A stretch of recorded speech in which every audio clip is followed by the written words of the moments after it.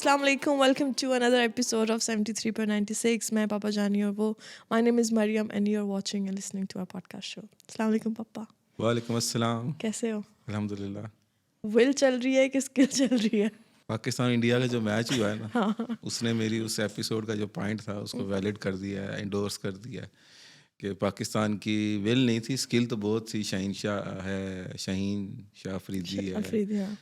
बाबर आजम है, रिजवान रिजवान. है. इतना टैलेंट होने के बावजूद, स्किल होने के बावजूद विल नहीं थी किसी ना किसी तरीके से उस मैच के लिए, स्पेसिफिक उस मैच के लिए. तो वही हुआ है. पर ये ऐसा विल, क्यों होता है हर दफ़ा इंडिया के वो साथ? स्किल ने विल को खा लिया है. ये हर दफ़ा स्किल और विल खा जाती है. नहीं, उसमें इसमें बहुत सारे एलिमेंट हैं. मैं कोई इतना हम डीप कंट्रोवर्सी नहीं बात जाना नहीं चाह करना रहे. चाहता, ये लेकिन ना एंड पे रो पर है क्योंकि हमने जब मैच देखा हम लोग बहुत दुखी हो चुके थे. चलो खैर, कोई बात नहीं. इट्स मैच से ज़्यादा बड़ा मैच तो पाकिस्तान में खुद हो रहा है. अल्लाह वो मैच अच्छा कर दे, बाकी तो खैर है, बाकी मैच होते रहेंगे. हाँ, ये भी है. हमने इंडिया पाकिस्तान की बात की, स्किल विल भी हो गया.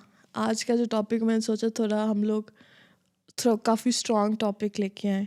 दिस अच्छा. Is again very common thing hmm. Around the world, but again कोई इसके बारे में इतना कोई बात नहीं करता. एंड ऑब्वियसली जिसके बारे में कोई बात नहीं करता हम बात करेंगे. अच्छा. क्यूट तरीके से. नहीं, क्यूट तरीके से तो नहीं करेंगे. आप तो सीधा हो जाते हो, मैं क्यूट रहती हूँ. अच्छा. खैर, तो आज का टॉपिक है नफरतें. मैं पापा जानी और नफरतें, हेट्रेड, hating somebody. and ये जो हम नफरतें बात करें, we're talking about disliking or hating somebody like a person. तो let's start. Should I start with the basic question या आप पहले इस टॉपिक के बारे में कुछ नहीं, बताना मैं चाहते पहले इसको एक्सप्लेन कर दूं ना कि ये टॉपिक है क्या चीज़. ये मोहब्बत और नफ़रत दो एक ऐसी चीज़ें हैं, ये दोनों का मेरे ख्याल में बर्थ एक ही टाइम पे हुआ होगा, जब भी हुआ होगा. हज़रत आदम अलैहिस्सलाम के हवाले से ही देखा जाए, उस वक्त सेम टाइम पे मोहब्बत आई, वो सेम टाइम पे जो दो भाइयों की लड़ाई है, वो नफ़रत, वो भी उसी टाइम पे शुरू हो गई थी. तो नफ़रतें उसी तरह ही मसलन वो अहम तो नहीं मैं कह सकता, मसलन उसी तरह ही उसकी हकीकत को तस्लीम करना पड़ेगा जिस तरह हम मोहब्बत की हकीकत को तस्लीम करते हैं. ये नहीं हम कह सकते कि नफ़रत होती नहीं है. मसलन वैसे हम डिनाई कर सकते हैं, नहीं नहीं मैं किसी से नफ़रत नहीं करता. हर इंसान बैक वक्त किसी ना किसी से प्यार कर भी रहा होता है और ख़ुद भी नफ़रत के किसी ना किसी भंवर में जल रहा होता है, या क्या कहते हैं उस पर गुज़र रहा होता है. तो इस नफ़रत को मैंने स्पेशली 4-5 पिछले 5 साल में ना मैंने बहुत ज़्यादा स्टडी किया है. 2018 से कुछ चीज़ें मूव हो रही थी, इर्द गिर्द मेरे ऐसी हो रही थी, तो मैंने इसको फिर बहुत अच्छे तरीके से ना इसको महसूस किया.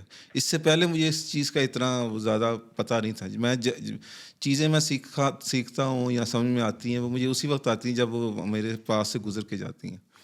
तो नफ़रतें की जो मसला ये नहीं है कि नफ़रत एक तुमने कर दी तो कर दी बस नफ़रत हो गई. नहीं, नफ़रत की स्टेजेस हैं. मैं उसको मैंने ना तकरीबन 9-10 स्टेजेस पे डिवाइड किया हुआ है. उसकी सबसे मामूली जो डिग्री है ना, जो सबसे मामूली जिसको कह सकते हैं स्टेप, पहला स्टेप जिसे कहते हैं, वो कहता है किसी को किसी के मुकाबले में आ जाना. मतलब तुम मेरे मुकाबले में आ जाओ कि मैं पापा से ज़्यादा ये करूँगी, मैं पापा से ज़्यादा ये करूँगा, या ये पापा ने ये अचीव किया तो मैं भी ये करूँगा. ये ज़ाहिर तौर पे ये नफ़रत नहीं है, लेकिन ये नफ़रत की पहली सीढ़ी है.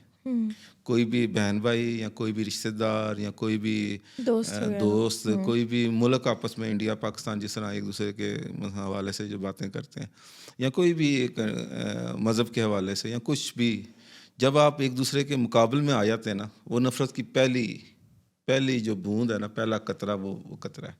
और नफ़रत की जो हाईएस्ट पॉइंट है वो क्या है? किसी को इतना नफ़रत में आ जाना कि आपने उसको मार दिया, उसको कत्ल कर दिया, या उसको आप ज़िंदगी में ख़त्म करने का इरादा किया और ख़त्म कर दिया. ये उसका हाईएस्ट पॉइंट है. और इसके दरमियान में मैं समझता हूँ कि 8-10 पॉइंट हैं, 10-15 मैंने किए, हो सकता है इससे ज़्यादा हो या इससे कम हो, लेकिन मैंने जो अपनी सोच के साथ जो उसको निकाला है वो 8-10 निकाले हैं. तो वो ये है कि अब जिस तरह मैं मुकाबले में आया हूँ तुम्हारे, या तुम मेरे मुकाबले में आई हो, या मैं किसी और के मुकाबले में आई हूँ, या कोई मेरा भाई मेरे मुकाबले में आता है, या कोई बच्चा जो है कभी कभी बाप के मुकाबले में आ जाता है. कई मतलब मैंने देखा है बाप बच्चे के मुकाबले में आ जाता है. ये भी एक नफ़रत होती नहीं है. बाप किस तरह बेटे से नफ़रत कर सकता है, या बेटा किस तरह नफ़रत कर सकता है, लेकिन वो एक नफ़रत की एक शक्ल होती है जो, और जिस तरह तो एक किसी के बारे में मोहब्बत का एहसास हो जाना, किसी के बारे में नफ़रत का एहसास हो जाना, वो एक पहली सीढ़ी है। इंसान का जो सही इम्तिहान जो शुरू होता है जब वो नफ़रत की पहली सीढ़ी पे चढ़ जाता है, मुकाबले में आ जाता है। हमारा काम ये है कि हम उस जज्बे को कम करें किसी ना किसी तरह की। ये इससे इसकी हकीकत से इनकार नहीं किया जा सकता कि कोई अगर आपसे नफ़रत करना शुरू कर दिए, क्योंकि वो इंसान है, इंसान के अंदर ये रवैये हैं। तो जब वो पहली सीढ़ी पे पहुंचता है तो मुकाबला आ जाता है। दूसरे दूसरे उसकी दूसरा स्टेप क्या है? मुझे पता, हैं? मुझे पता, क्या? एतराज़ करना। हाँ, एतराज़ करना। ये तुम लोगों के साथ मैं डिस्कस किए हैं, यानी कि इसने ये पीला रंग क्यों, तुमने ये ग्रीन क्यों पहना हुआ है, ऐਵੇਂ ही बैठा किसी भी बात पे, किसी हाँ। बात पे एतराज़ करना, तुम्हें इतना खाना नहीं खाना चाहिए, तुम्हारे ये बच्चे से इतना पढ़ नहीं रहा है, तुम्हें दुबई में नहीं रहना चाहिए। ये दूसरी स्टेज है। आप एक दूसरे से एतराज़ करना शुरू करते हो, नहीं इसको इस तरह करना चाहिए, कैसर को इस तरह करना चाहिए, कैसर मसलन आपको आपको ये लग रहा होता है कि जैसे आप वैसे ही आप एक सिंपैथी या आप कोई केयर कर रहे हो किसी, लेकिन ये केयर नहीं होती। ये एक नफ़रत की दूसरी स्टेज है। अगर आप पहली स्टेज पे उसको रिकग्नाइज कर देते हो, रोक देते हो, तो शायद दूसरी स्टेज पे ना पहुंचे। फिर दूसरी स्टेज पे आ जाएगा एतराज़ करना। फिर तीसरी स्टेज क्या है? मुसलसल गलत फहमी का शिकार रहना। मैंने कोई बात कर दी है वैसे ही किसी और का, तुम्हें गलत समझ में आएगी। ये भी एक नफ़रत की स्टेज है कि मैं बात कुछ और कर रहा हूँ, मैंने कहा मेरे पे कि मैं इसका मतलब किस तरह निकालती हूँ। हाँ, तुमने इसको उसी हिसाब से लेना जो तुम्हारे अंदर एक सेट पैटर्न बन गया हुआ है कैसर का, क्योंकि नफ़रत का आगाज़ हो चुका हुआ है। यहाँ तो तुम बहुत एक अच्छे दिन का मुजाहरा करती, पहले स्टेप पे ही इसको रोक देती, नहीं रुका। दूसरे पे एतराज़ करने पे ही तुम्हें समझ में आया तो ये क्या है, मैं अपने किस पे एतराज़ कर रही हूँ, अपने दोस्त पे कर रही हूँ, वो भी गुजर गया, नहीं गुजरा। फिर तीसरा आ गया गलत फहमी का शिकार, कोई भी बात कर रहे हो तुम्हें गलत समझ में आ रही है। वो शादी पे क्यों नहीं आया, ये मसला हो गया, उसने जानबूझ के नहीं आया, हालांकि शायद उसका कोई जेन्युइन मसला हो, लेकिन आपको गलत फहमी उसने ऐसे क्यों बोला, मुझे लगता है उसका मतलब ये था। तो ये गलत फहमी का शिकार होना, मुझे लगता है कि ये तीसरी सीढ़ी है नफ़रत के, उस लेवल तक जाना कि आप किसी को कत्ल करने के लिए तैयार हो जाओ।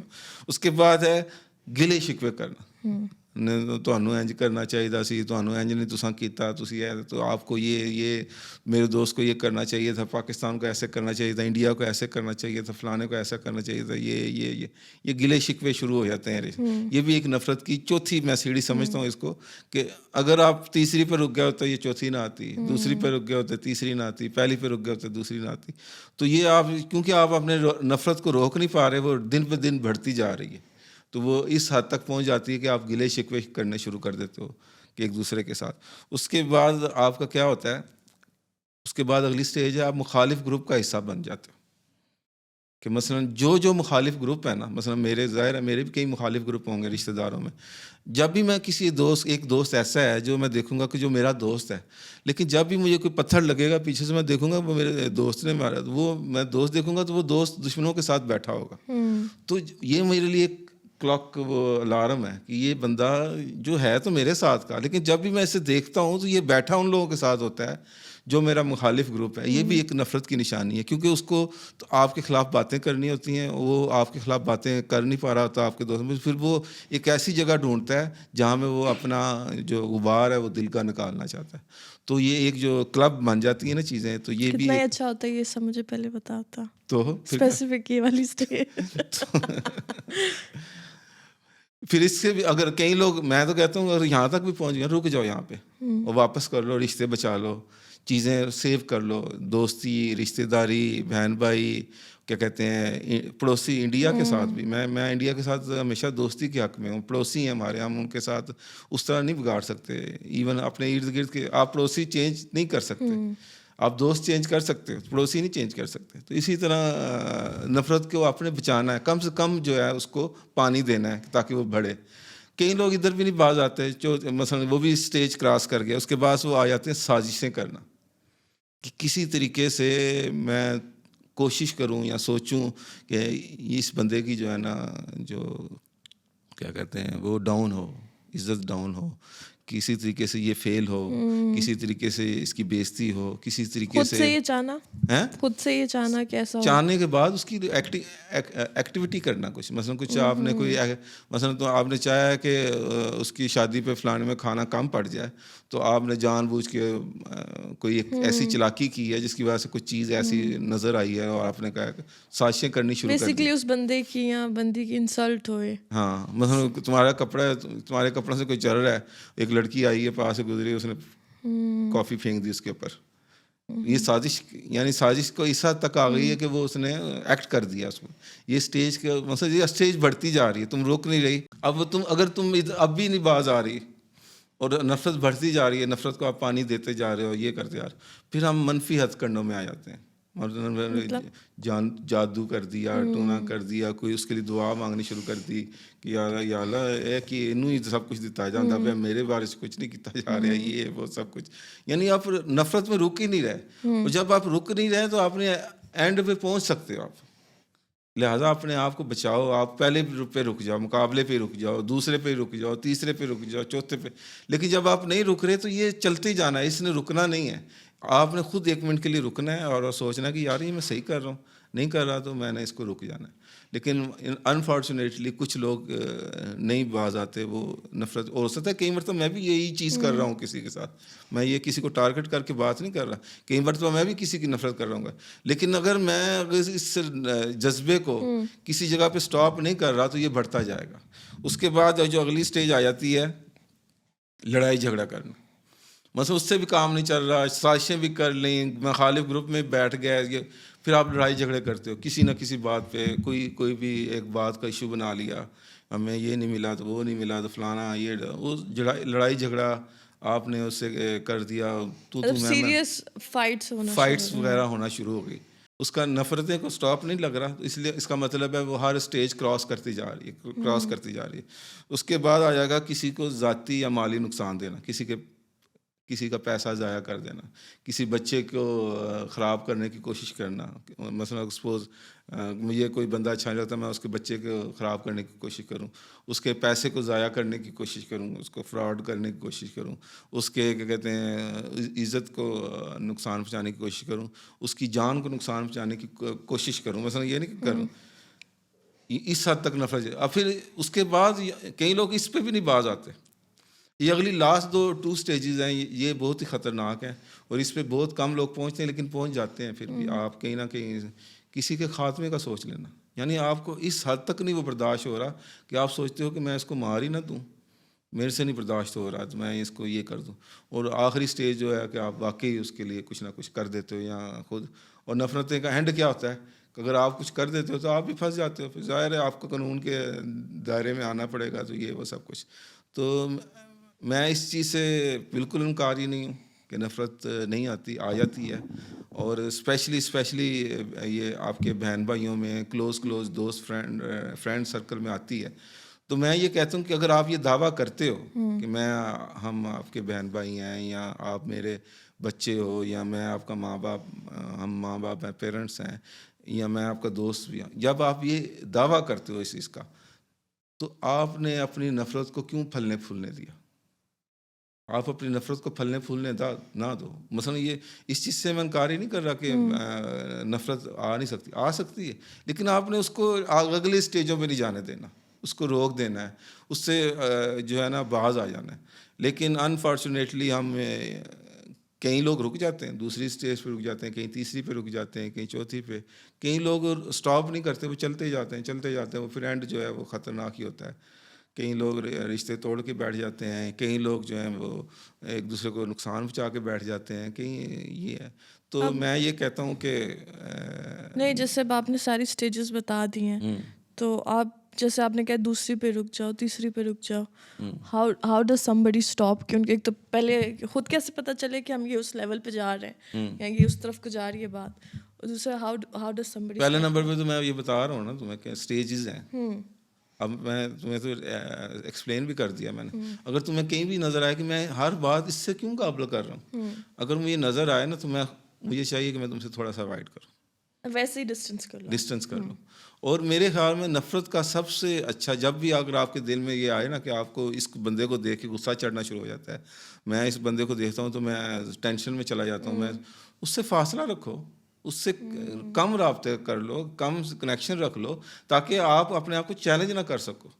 आपने बार बार सामने जाके अपने आप को चैलेंज करना है और अपने आप को फिर उसी सिचुएशन में डाल के हाँ। आपने अगली स्टेज पे जाना है। उससे अच्छा है कि आप उसी स्टेज पे ही रुक जाओ, मुकाबल रहने तक ही रुक जाओ, क्या कहते हैं दूसरी चीज़ों तक ही रुक जाओ, किसी भी एक स्टेज पे रुक जाओ, ना कि तुम आगे तरक्की करते रहो जिस तरह दूसरी चीज़ों में तरक्की कर रहे हो। तो तो ये एक तरीका है कि जैसे ही आपको समझ में आए, ये मेरा एक फार्मूला है, हो सकता है आपके ज़हन में कुछ और फार्मूला हो या एक कोई और दानिश्वर हो उसके ज़हन में कोई और हो, लेकिन मैं ये समझता हूँ कि अगर आपको इसमें से कोई भी बीमारी का सिम्टम्स नज़र आए ना, तो अपने आप को होल्ड करो। और अपने आप को होल्ड करने का डिफरेंट तरीका है। मेरा होल्ड करने का तरीका ये है कि मैं डिस्टेंस कर लेता हूँ। मुझे समझ में आया कि मुझे एक बंदे पे बड़ा गुस्सा चढ़ता है अगर कोई ऐसा रिलेशन है जहाँ आप डिस्टेंस भी नहीं कर सकते, जैसे मियाँ बीवी भी हो सकता है। नहीं जैसे आपने कहा सिबलिंग्स होते हैं, जो मियाँ बीवी आपने कह दिया, हाँ, तो ये तो मियाँ ऐसे बीवी ही भी है हो कि सकते जिन्होंने हैं। एक घर में ही रहना है या साथ ही रहना है। हाँ, तो आप इतना सीरियस ना लो और अपने काम से काम रखो। और क्या कहते हैं, कोई भी चीज़ सीरियस ना लो, अपने दिमाग पे सवार ना करो। बस अपने आप को कंपोज रखो कि यार मैंने कोई रिएक्शन नहीं देना, और मैंने सुबह जाना है, शाम को जाना है, आना जाना करना है, और मैंने इस टाइम को गुजारना है। शायद वो रिवर्स पे हो जाए, आप अपने आप को उससे आई थिंक दुआ भी मांगनी चाहिए दुआ अपने भी लिए। मांगनी चाहिए। हाँ जी, अच्छा, मेरे काफ़ी क्वेश्चंस है जिसके आपने सारे स्टेजेस में answer they the, but still फिर भी सवाल कर लो, मैं फिर हाँ उसको हाँ, दोहरा मैं दूंगा। आपको बता देती हूँ। जैसे कि हेट्रेड जो है ये बहुत ही स्ट्रॉन्ग फीलिंग है। आई नो, मुझे आई जस्ट नो कि ये हेट्रेड जो है बहुत ज़्यादा आपको ट्रिगर कर जाती है और आपको ये बहुत स्ट्रॉन्ग चीज़ होती है। इसलिए whenever somebody says you hate somebody, ऐसे hate is such a strong word to say कि यू नो डिसलाइक हो जाता है। तो अगर ये जो फीलिंग आ जाती है, I want you to answer this, कि ये आपको इमोशनली और मेंटली कैसे डिस्टर्ब करती है। डिस्टर्ब करती हैं, आपकी मेंटल हेल्थ पे कैसे इफेक्ट करता है? सपोज यू आर समबडी जिसका आपको किसी से मैं और मसला होना किसी शुरू। बंदे से हेट करता हूँ, हाँ ठीक है, और मेरा अपना एक फार्मूला है, मैं हाँ उससे डिस्टेंस कर लेता हूँ। कभी कि कुछ महीनों के लिए, कभी कुछ सालों के लिए, कभी सारी ज़िंदगी के लिए भी मैं कर सकता हूँ। मेरा एक अपना स्टाइल है, गलत या सही हो सकता है, लेकिन मेरा एक अपना स्टाइल है। मैं दोबारा उस सिचुएशन में नहीं जाना चाहता कि मैं वो, क्योंकि जब आप हेट कर रहे होते हो, आप एक तो नेगेटिव एनर्जी है, वो आपके अंदर नेगेटिव बातें लेके आती है। आपके अंदर जो एक, हर इंसान के अंदर एक अच्छा इंसान भी है और एक बुरा इंसान भी है। मैं उस बंदे के सामने क्यों आऊँ जो मेरे बुरे को बाहर निकाले? मैं अगर तुम्हारे से मैं जब बात करता हूँ तो मुझे गुस्सा चढ़ना शुरू हो जाता है, मैं तुमसे, तुम्हारा दिल चाहता है मैं तुम्हें पत्थर मारूँ, ये करूँ, तो मैं तुम्हारे सामने क्यों आऊँ? मुझे अपने आप को होल्ड रखना चाहिए, मुझे पीछे होना रहना चाहिए, ताकि मैं अपने आप का जो अंदर का बुरा इंसान है उसको छुपा के रखूँ, उसको किसी के सामने अया ना करूँ, और उसका जैसे ज़्यादा क्वाइट रहो। उसको हाइड रहो। तो उससे ये होगा कि आपकी जब मसलन मैं ज़िंदगी में मैंने काम भी करने हैं, मैंने बच्चों को भी संभालना है, मैंने ज़िंदगी की और भी जो मुख्तलिफ चैलेंजेस है, और मेरा क्योंकि नफ़रत, मोहब्बत भी एक ऐसी चीज़ है और नफ़रत भी एक ऐसी चीज़ है। आपका ज़हन ऑक्यूपाइड होता है, ना चाहते हुए भी आपका ज़हन जो है ना हर उसी में वक्त फंसा होता है। समझो कि आपका ज़हन नफ़रत में या मोहब्बत में फंसा हुआ है, जिसका कहते हैं ना मोहब्बत में फंसा हुआ है, अब वो काम करने को जोगा नहीं रहता किसी की चीज़ के चला। तो इसी तरह नफ़रत करने वाला बंदा भी किसी काम के काबिल नहीं रहता, वो हर वक्त उसी दुश्मन को ज़ेर करने के लिए बारे में सोचता रहता है। तो उससे अच्छा ये है कि आप क्या कहते हैं, जितनी जल्दी हो सके उस नफ़रत से जान छुड़ाओ।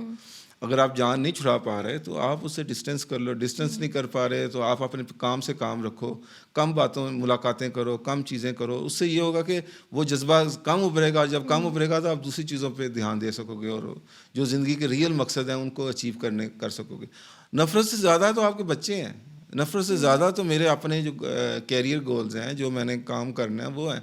और मैं सारा दिन दिमाग का अगर 24 घंटे हैं दिमाग में, मैं 18 घंटे किसी बंदे को या बंदी को मैं ज़हन में रखूँ या किसी मुल्क को ज़हन में रखूँ, इंडिया पाकिस्तान को ज़हन में रखूँ, सिर्फ कि कि नफ़रत इसको कैसे हराएं, इसको किस कैसे तरह है, मुकाबला तो मैं तो अपने ना अपने काबिल रहा ना उसको कुछ कर सका, नुकसान पहुँचा सका, क्या फ़ायदा इस नफ़रत को पालने का?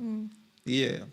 आपका कोई अपना पर्सनल एक्सपीरियंस है इस पे, नाम लिए बगैर, कि आपको किसी के साथ ऐसी? मेरे जब भी कभी इस तरह का मसला होता है ना नफ़रत का, तो पहले नंबर पे तो मैं अपने आप को झंझोड़ता हूँ कि ये गलत हो रही है बात, कि ये आप कितने स्टेज तक पहुंचे हुए? I want to know that. मैं अल्हम्दुलिल्लाह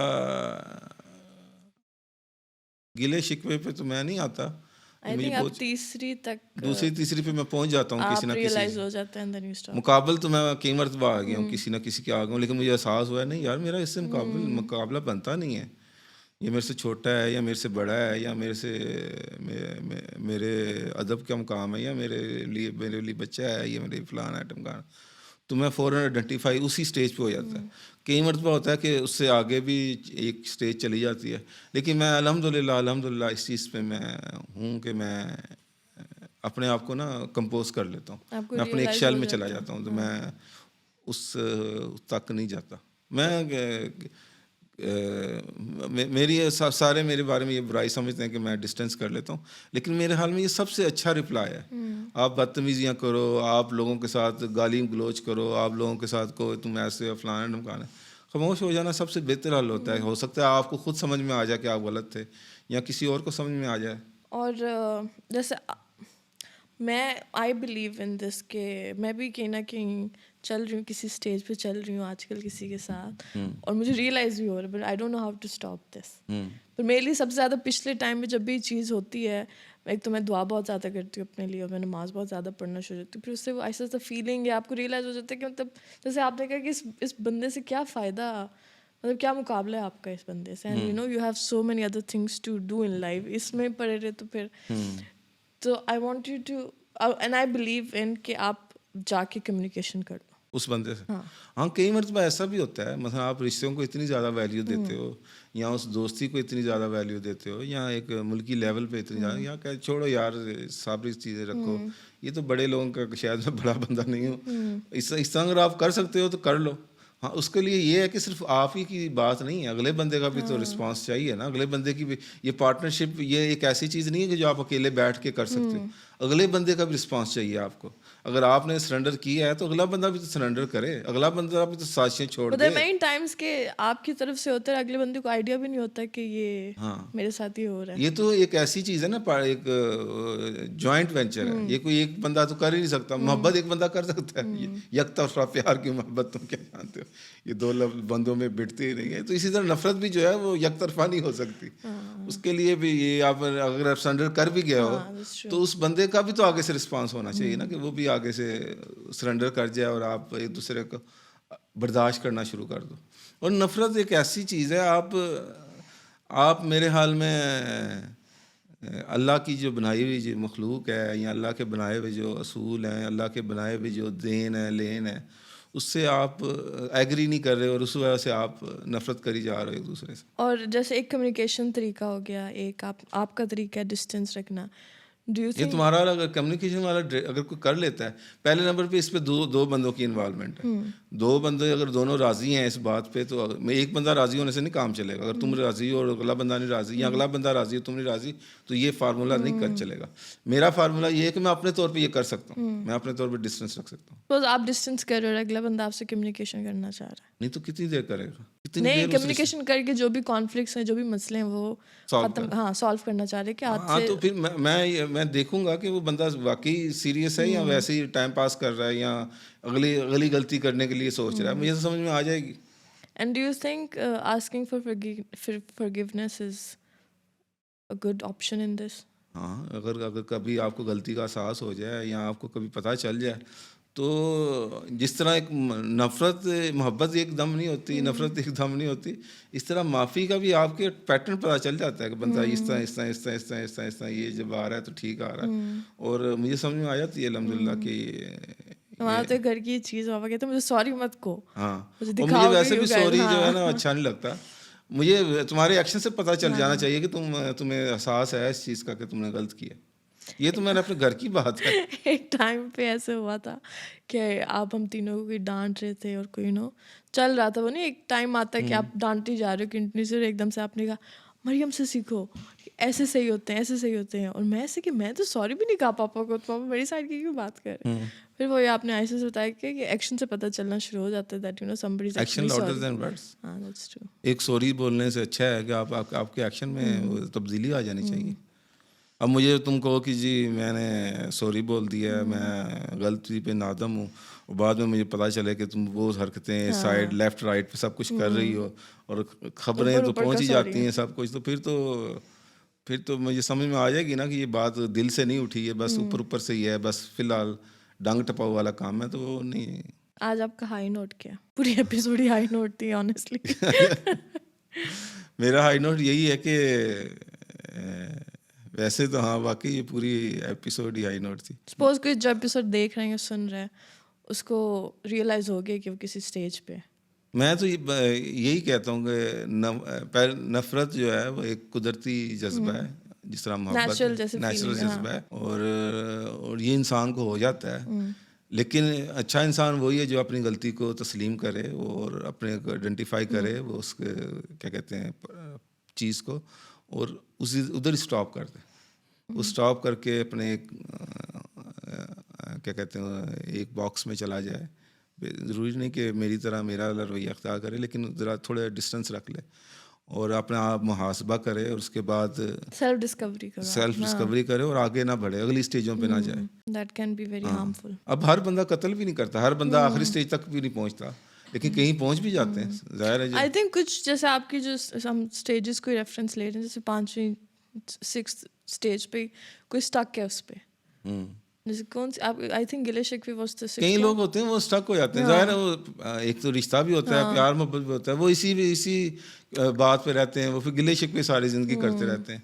उससे रिश्ता कमजोर ही होता है ना, बढ़ता तो नहीं है ना, कमजोर ही होता है, दिन ब दिन कमजोर ही हो रहा जा। पहले आप कितने प्यार मोहब्बत में रह रहे होते हो अपने दोस्तों के साथ, अपने रिश्तेदारों के साथ, बहन भाइयों के साथ, और जब आप एक ही मुसलसल बार बार करी जा रहे हो कोई भी चीज़, किसी एक स्टेज पे मुसलसल फायर करी जा रहे हो, तो फिर वो ना तो ये जो आपकी पहली स्टेज है मुकाबले पे आने, ये तो आई थिंक आप एक टाइम पे तो इतने लोगों के साथ होते हैं। हाँ, ये तो बहुत ज़्यादा होता है, और ये इसको पॉजिटिव लेना चाहिए। और मैं तुम्हें बताऊँ कि ये मैंने ये कई बच्चों में, बाप में और बेटे में भी देखी है मुकाबले में आना। यानी कि हालांकि नफरत बाप किस तरह कर सकता है बच्चे के साथ, या बच्चा किस तरह बाप के साथ नफरत कर सकता है, लेकिन वो भी इसका शिकार हो जाते हैं। बहन भाई तो चलो दूर छोड़ो ना, वो दूर की बात है, या रिश्तेदार छोड़ो वो दूर की बात है, 2 मुल्कों की छोड़ो वो दूर की बात है, इवन बाप और बेटा और बाप के दरमियान में ये मुकाबलेबाजी आ जाती है, प्योर रिलेशनशिप। तो ये एक कुदरती जज्बा है जो हो सकता है, लेकिन आपने उसको किल करना है। नेगेटिव जज्बा है, नेगेटिव जज्बे को आपने किल करना है, ना कि उसको पानी दे दे कि और बड़ा दरख्त, तनावर दरख्त बना देना है। करें फिर एंड। आप कुछ कहना चाहोगे लोगों को जो नफरत कर रहे हैं हमसे? नहीं कोई नहीं कर रहा, मजाक कर रही हूं।